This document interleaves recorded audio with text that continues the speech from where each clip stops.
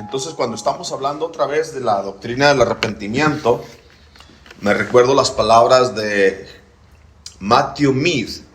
¿Recuerdan ustedes cuando hablamos de advertencias, de castigo, cuando hablamos de el enojo del Señor, el primero que tiembla es el cristiano? El que no cree, el que no es cristiano, se le pasa por encima, no le causa ningún temor. Entonces, pero la idea de hablar del arrepentimiento no es herir la conciencia, sino instruir la conciencia que funcione correctamente. El arrepentimiento nos tiene que llevar a Cristo. De hecho, podemos ir más atrás. La paciencia de Dios nos lleva al arrepentimiento, porque nos preguntamos, ¿cómo es posible que el Señor aguante tanto? ¿Cómo es posible que yo pase otro día ofendiéndolo y otra vez me perdona? Y a veces tú dices, no, es que no funciona así. Pero recuerden ustedes, tenemos que volver otra vez a la palabra de Dios y pensar en nuestra justificación. La justificación tuya no es más grande ahora que cuando creíste. Es exactamente igual. Cuando Él te perdonó en base a su misericordia, no en base a tu capacidad para obedecer. Claro que el dolor y la vergüenza por el pecado aumentan y se hacen más pesadas, y uno empieza a dudar si será un hijo de Dios. Pero queremos hablar de estas cosas, como dije al principio, a pesar de, aunque temblemos, aunque dudemos, aunque lloremos, lo que sea, hay que hablar del arrepentimiento como lo habla la palabra. El mismo domingo yo no podía entender cómo es que podría pararme yo a predicar la palabra de Dios. Ahora mismo, ¿cómo vamos a hablar de esto? Y la respuesta es, porque así lo diseñó el Señor. No nos queda más remedio que enfrentar nuestra propia incapacidad de obedecer perfectamente. Y no nos queda más remedio que humillarnos y volver otra vez, como si fuéramos a comenzar de nuevo. Otra vez pararnos y otra vez, con mucha debilidad, empezar a caminar nuestras relaciones con nuestra familia, nuestra propia conciencia al abrir la Escritura, nuestra falta de oración, nuestra falta de entrega, nuestra falta de amor unos por otros, y todo eso que implica la vida de un creyente verdadero.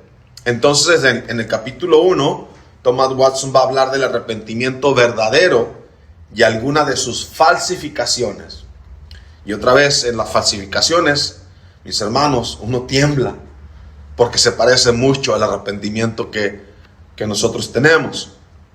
Pero en primer lugar, veamos las marcas o las maneras en las que se efectúa el arrepentimiento. La manera, ¿cómo es que el Señor nos lleva al arrepentimiento? Y otra vez recuerden ustedes que si el Señor nos hubiera diseñado de otra manera, es decir, sacarnos de las tinieblas y ponernos en la luz y ya no dejarnos que pecáramos otra vez, estaba todo bien, estábamos perfectamente bien con esto, pero Él decidió dejarnos, permitirnos pecar otra vez para que eso se convierta en una lucha, una guerra en el cristiano. Pero estamos hablando otra vez de la santificación o de la santidad, no de la justificación. Las maneras en que se efectúa el arrepentimiento. En primera parte es la palabra de Dios. La palabra de Dios nos lleva al arrepentimiento, la predicación de la palabra. Hechos 2:37, cuando Pedro predicó ahí en Pentecostés, ustedes crucificaron a Jesucristo. Y al oír esto se compungieron de corazón y se arrepintieron. Pero la palabra predicada es el medio que Dios usa para dar el arrepentimiento. Jeremías la compara con un martillo y fuego que quebranta, que derrite el corazón. Y otra vez nosotros estamos convencidos de esto, ¿cierto? De que escuchar la palabra, no solamente el domingo, sino todos los días al estar yendo allí, ¿cómo nos parecemos a los israelitas en el desierto? ¿Cómo nos parecemos a los israelitas en Canaán, olvidándose de Dios cuando la abundancia llegó? Qué gran bendición es tener la palabra predicada cada día del Señor. Y qué gran maldición les costará a quienes apaguen la luz del cielo para que los hombres escapen del infierno. Nuestra única esperanza, entonces, por un lado está la palabra de Dios y por otro lado el Espíritu Santo. Recuerdan ustedes, esa pareja siempre en la confesión de fe van juntas. La palabra de Dios, la única revelación de Dios a nosotros, y el Espíritu Santo usando esa palabra para entonces convencernos de pecado. Pero recuerden ustedes que el Espíritu Santo nos convenció al principio y luego nos sigue convenciendo durante toda la vida. Por eso es que vinimos a Cristo otra vez. Si nos convenciera una sola vez, rápido nos olvidábamos otra vez de avergonzarnos y de angustiarnos por el pecado. La convicción del pecado es obra del Espíritu Santo y hace que la palabra sea efectiva. Pues Pedro, mientras aún hablaba, el Espíritu Santo cayó sobre todos los que oían el discurso. El Espíritu Santo, a través de la palabra predicada, ilumina, convierte. El Espíritu Santo es un arquitecto omnipotente, forma efectos, infunde gracia, impulsa la vida, conduce al valor, es decir, al valor de confesar, de arrepentirte, de exponer tu propio pecado, de juzgar, de hacer un juicio sobre tu propio corazón y dar un veredicto, el que sea. Ese que contó la mentira, ese eres tú. Ese que tuvo un pensamiento sucio, ese eres tú. Ese que tuvo un coraje, eres tú. Y así como va la lista, una lista interminable de culpas y de errores y de pecados que carriamos, pero que la traemos a la cruz de Cristo constantemente. Es el Espíritu Santo el que dispone, y me gusta esta palabra, Él es el consolador. ¿Sabes qué significa? Es tierno, es tierno. A veces pienso otra vez yo en la sensibilidad de nuestro corazón contra el pecado. Si nos quebrantara, mis hermanos, no funcionamos. Si nos confronta con la realidad de nuestro pecado, nos congelamos. Ya no podríamos avanzar. Pensaríamos de nosotros como algo inservible, algo que está muerto. Cuando el Espíritu Santo quebranta un corazón, se derraman lágrimas. Dice Zacarías 12:10, derramaré espíritu de gracia y de oración, y mirarán a mí a quien traspasaron, y llorarán como se llora por un hijo unigénito, afligiéndose por él como quien se aflige por el primogénito. La palabra predicada tiene efectos diferentes en diferentes corazones. El mismo sermón a unos los hace llorar, a otros los endurece. A unos los hace llorar como a Josías, otros son como sordos cuando se toca la orquesta. La misma tierra que produce dulzura en las uvas, produce amargura en el ajenjo. ¿Cuál es la razón por que la palabra causa diferentes reacciones? Es porque el Espíritu Santo lleva la palabra a la conciencia de uno y no de otro. En el primer párrafo entonces podríamos resumirlo así: la palabra de Dios y el Espíritu Santo causando angustia en el creyente verdadero, que produce una tristeza según Dios y nos guía al arrepentimiento. En la oración de Zacarías 12:10 está muy bonita, pero es una promesa. Él dice que derramará de su espíritu en nosotros, pero dice que el Espíritu Santo nos hará mirar a aquel a quien fue traspasado, y entonces nos causará dolor, así como el que llora por un hijo unigénito, y nos afligiremos por él como quien se aflige por un primogénito. La segunda parte, que es la más difícil, otra vez, falsificaciones del arrepentimiento. Y estábamos, nomás para que quede grabado en su mente, es otra vez el valor de escuchar la palabra de Dios así como está. No importa si me hace temblar y no importa si me hace angustiarme, pero queremos escuchar lo que necesitamos escuchar, no lo que quisiéramos escuchar. Quiero saber exactamente cómo está mi vida espiritual, y sería un engaño entonces, por no incomodarme, ¿verdad? Entonces darle vuelta a eso. Y te digo que muchas veces cuando estoy en el sermón o preparando el sermón, digo, no, está demasiado pesado. Pero tengo que entonces, para poder avanzar, detenerme, arrepentirme, confesar mi pecado, confesar mi propia debilidad y enfrentar las consecuencias, ¿cierto? Porque no queremos ser engañados. Alguien dijo así, cuando hablaban de las cualificaciones del pastor, dijo, si se aplicaran las cualificaciones del pastor de 2 Timoteo y Tito, la mitad de los púlpitos quedarían vacíos. Y alguien respondió, pues que se queden vacíos. ¿Qué tiene? Entonces podríamos, si se quedaran vacíos la mitad de los púlpitos porque aplicaríamos la palabra de Dios correctamente, pues entonces podríamos entonces orar, oh Señor, danos pastores fieles. Danos pastores fieles que caminen en la verdad.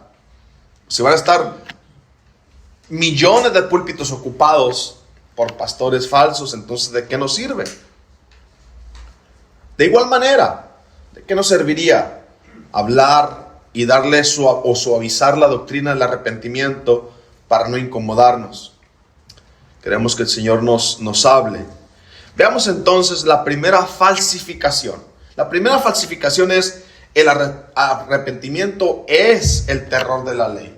¿Recuerdan ustedes que conocer el pecado no es suficiente? Muchas veces hemos escuchado así, no, que sepan que son pecadores. Pero eso es apenas la primera parte. Porque el sabernos pecadores no es suficiente. Necesitamos llegar a Cristo.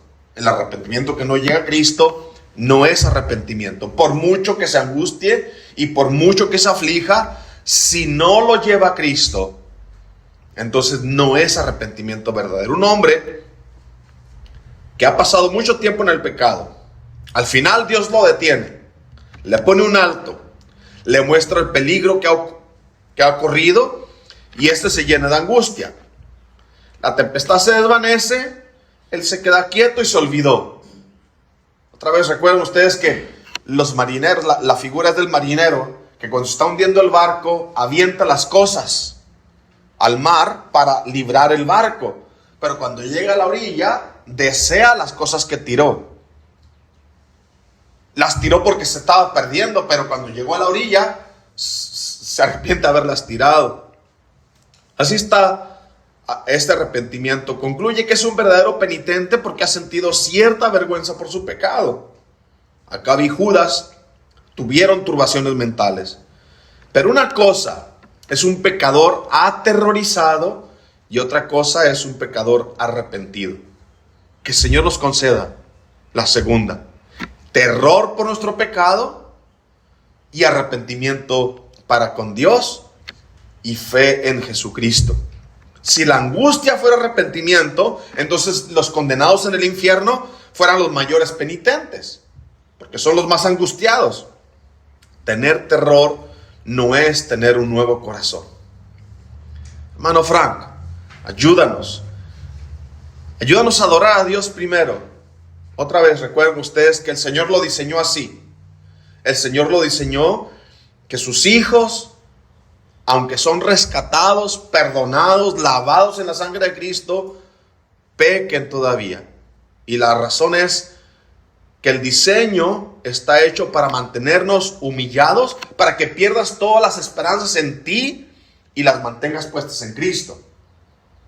Para castigarnos, para que sepamos que Él es un Padre que nos ama, que nos guarda, que lo hace por nuestro bien. Falsificación número 2. El arrepentimiento es la resolución contra el pecado. ¿Recuerdan ustedes que hablamos de esto muchas veces? No es un esfuerzo humano, es una gracia divina. No es un deseo de ser mejor. Es la gracia o el poder de Dios obrando en el alma del creyente. Ellos pueden tener la idea de mejorar, pero no de arrepentirse. Todo lo que el Señor ha dicho haremos, dijo el pueblo en Éxodo 19:8. Todo lo que el Señor ha dicho haremos. Ese mismo pueblo es acusado por Dios de abandonarlo, de dejarlo.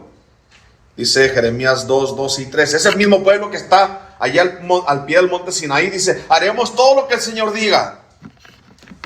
Es el mismo pueblo que denuncia a Dios en Jeremías 2:12 al 13. Espantaos cielos sobre esto y horrorizaos, desolaos en gran manera, dijo el Señor, porque dos males ha hecho mi pueblo.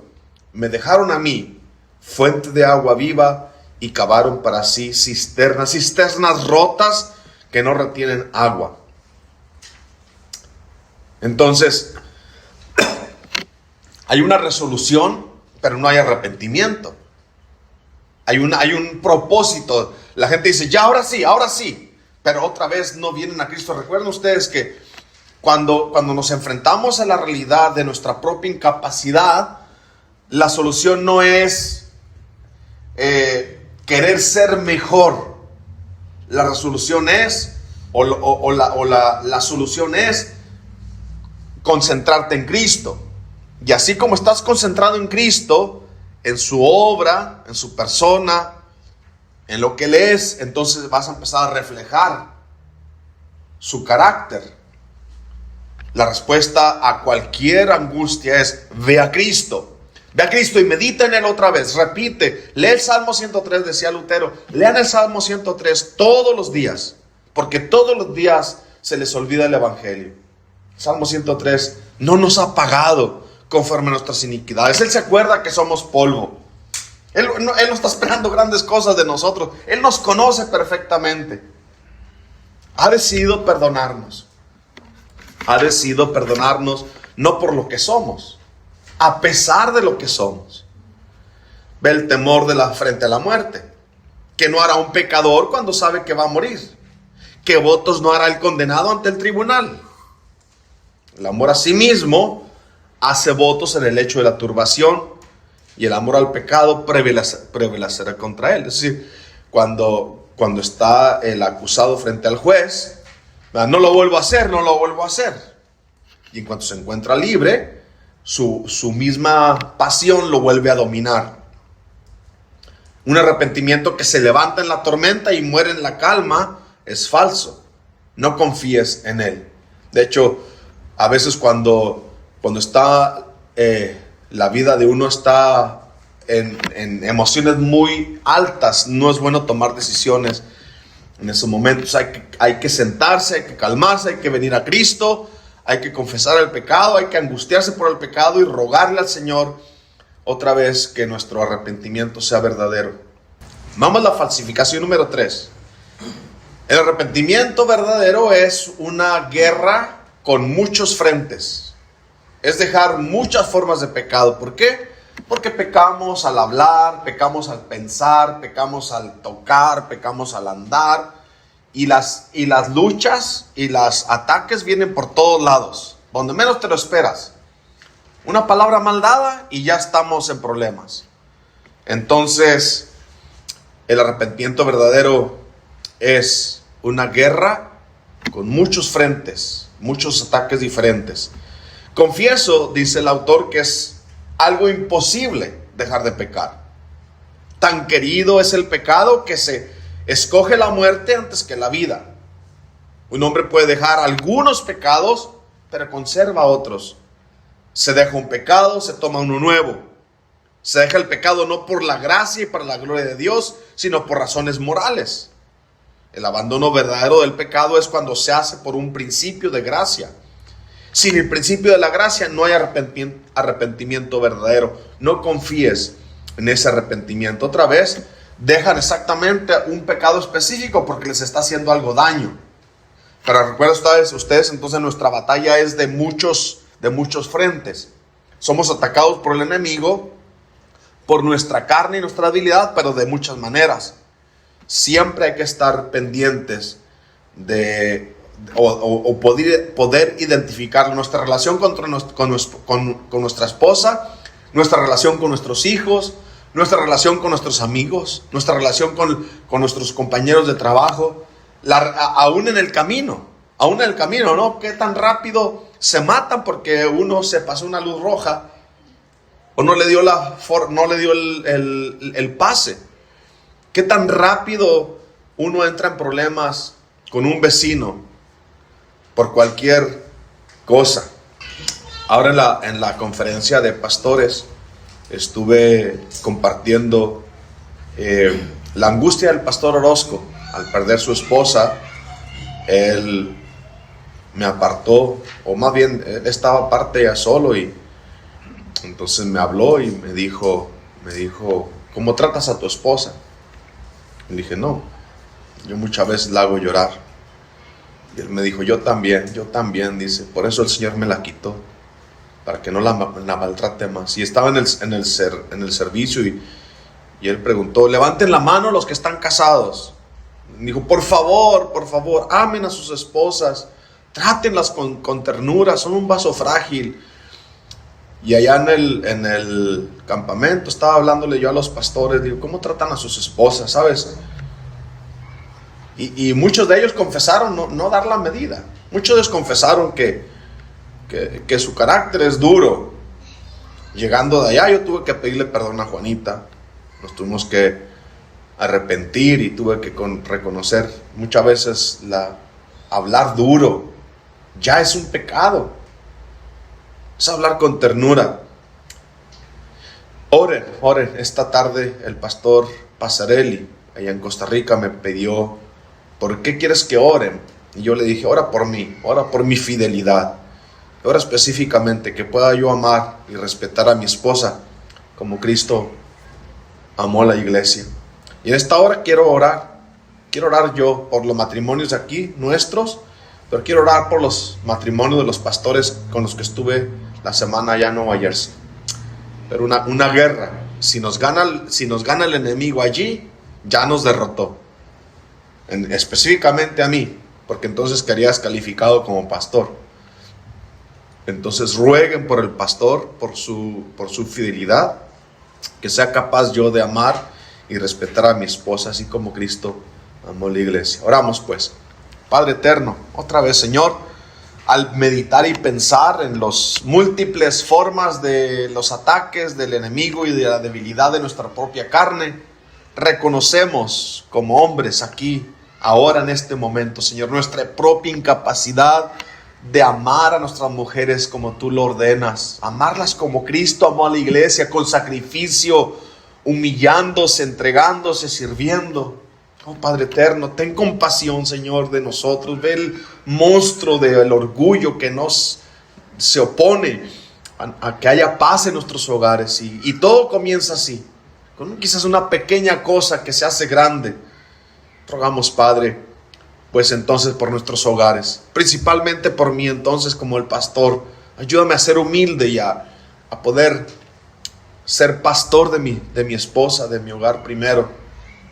Rogamos por Rich y Marce, Señor, también, por favor, concédeles un matrimonio seguro, fuerte, firme, que glorifique tu nombre. Por el matrimonio de nuestro hermano Gilberto y su esposa también, Padre, que su amor crezca más y más y sea tierno con ella. Y rogamos por Greg y Dilma, Señor.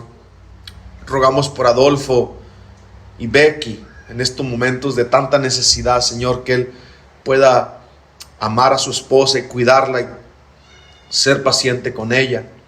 Por Luis y Norma, por Joel e Isis, Señor, rogamos por Alejandro y Eugenia, que el tiempo que les queda, Señor, pues lo puedan vivir para ti. Rogamos pues por los pastores, Señor, que han de tener las mismas luchas y las mismas pruebas. Dante y su esposa, por el pastor Cherán y su esposa, por el pastor Javier Castro en El Salvador, también por su matrimonio, por el pastor Mark en Guatemala, por su matrimonio, Señor, rogamos las mismas cosas, que ellos puedan ser tiernos con ellas. Por los pastores en Costa Rica, por Alexander León, y la enfermedad, la paciencia que él debe tener con su esposa que está enferma. Por el pastor Pasarelli, igual, Señor, que él pueda también ser tierno con su esposa y así poder afirmar el llamado al pastorado.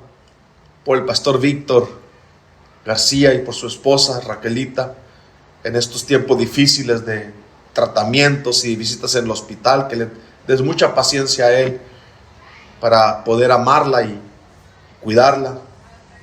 Rogamos por el pastor Piñero y su esposa, por el pastor Juan Martínez en Massachusetts, por también la enfermedad de su esposa y la paciencia que él debe tener con ella, por el pastor Lozano en España, en Madrid, por su esposa Sharon, igual, en ese tiempo de persecución contra la iglesia, Señor, que tú los mantengas unidos, que no afecten su relación personal, por el pastor Portillo y su esposa, que sean capaces, Señor, de mantenerse firmes, por el pastor Arias en las Islas Canarias, también su esposa, y también la guerra que han enfrentado en estos últimos días por la división de la iglesia.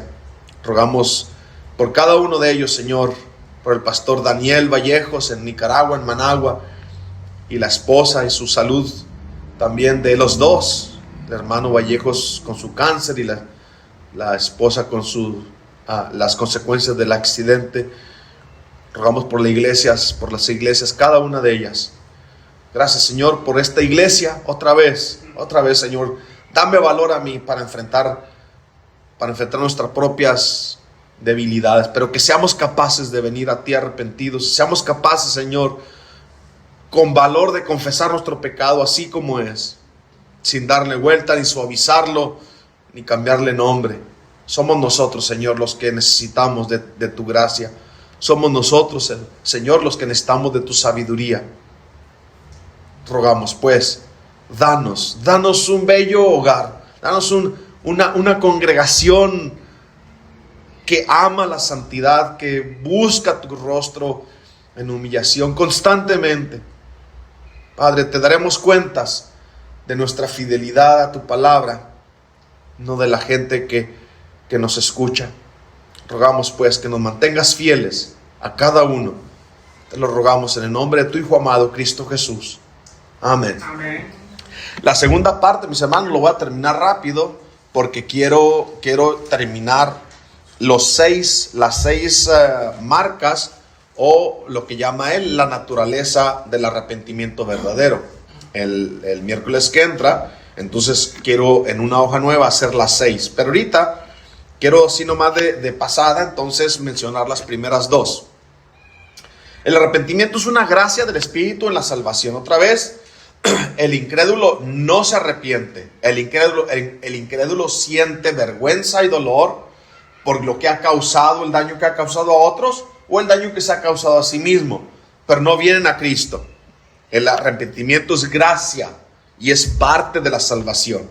El pecado es humillado en el corazón, pero su regeneración es visible. Y aquí empezamos a dolernos.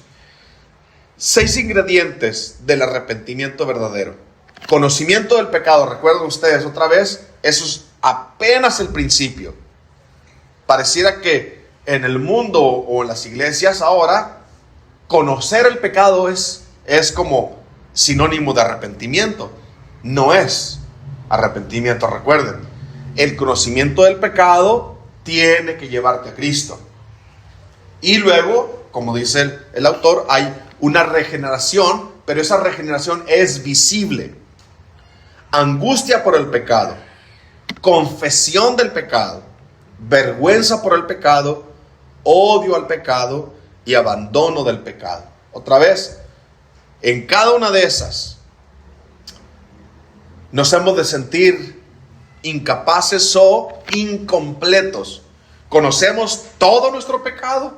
A veces pienso de mi corazón como un nido de víboras ahí en huevo, ¿no? Listas para salir. ¿De qué soy capaz? Ni yo mismo lo sé. Siempre tendremos que estar conscientes y orar como decía David.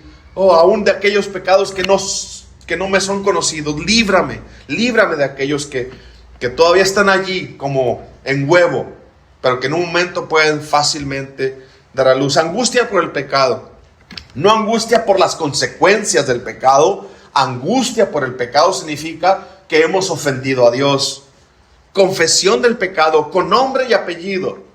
Específicamente, no le demos vuelta ni le cambiemos nombre a lo que el Señor llama pecado. Nosotros tendremos que llamarle pecado. Vergüenza por el pecado, o la tristeza por el pecado es aquella que nos lleva a Cristo. Odio por el pecado. Pablo se frustraba en el capítulo 6 y 7 de Romanos. Él dice, no hago lo que quiero, pero lo que odio, eso hago. Pero ese odio contra el pecado es exactamente el producto de la gracia que Dios ha derramado en nuestro corazón. Y abandono del pecado. ¿Quién puede decir que lo ha abandonado? ¿Quién puede decir que se ha apartado del pecado? ¿Cuántas veces vamos otra vez confesando nuestro pecado por los mismos pecados?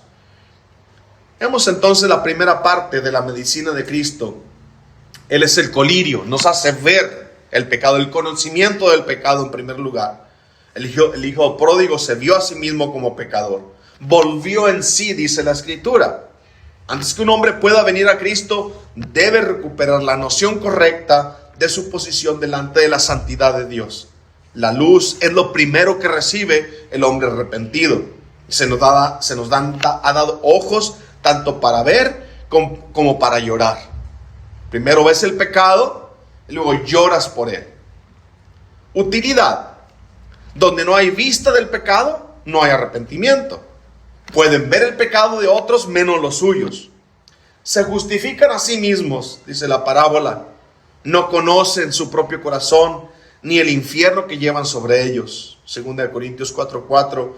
El Dios de este siglo cegó el entendimiento de los incrédulos para que no le resplandezca la luz del evangelio de la gloria de Cristo. Y por último, entonces, la angustia por el pecado. Salmo 38:18 dice, me contristaré por mi pecado. La palabra hebrea es estar afligido, por así decirlo, tener el alma crucificada.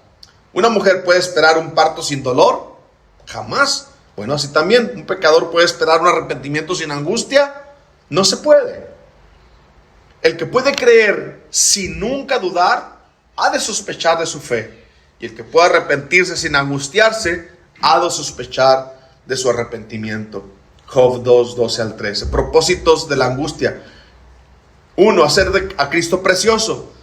Qué deseable es un Salvador para el alma atribulada. Ahora, Cristo es Cristo en verdad y la misericordia es misericordia en verdad. Es un pecador frente a Dios santo. Ve, la angustia es la herramienta para expulsar el pecado. El pecado engendra angustia, la angustia produce arrepentimiento, el arrepentimiento produce lágrimas y las lágrimas lavan la conciencia. Y una conciencia limpia produce un consuelo sólido. Un pecado confesado con un corazón abierto, derramado delante del Señor, tiene que terminar siendo consolado. El Espíritu Santo es llamado el Consolador. ¿Sabes cuál es la figura del Espíritu Santo? Cuando Él dice, Él los llevará o Él les enseñará todo lo que yo he dicho. Es como cuando agarras la mesa para ponerla, ¿verdad? Y Gerardito dice que te va a ayudar. Entonces Él va agarrando. Así el Espíritu Santo con nosotros. Él lleva la mayor parte. Él carga el peso más grande por nosotros. Y nosotros hacemos apenas una mínima parte. Pero cuando dice que es consolador, es el consolador de los hijos de Dios que se angustian por su pecado. Hermano Frank, terminamos así adorando a Dios porque nos ha dado su Espíritu y su palabra. Y rogamos al Señor que nuestro arrepentimiento, nuestra angustia por el pecado, sea usada así, para ver a Cristo más precioso y para descansar en Él.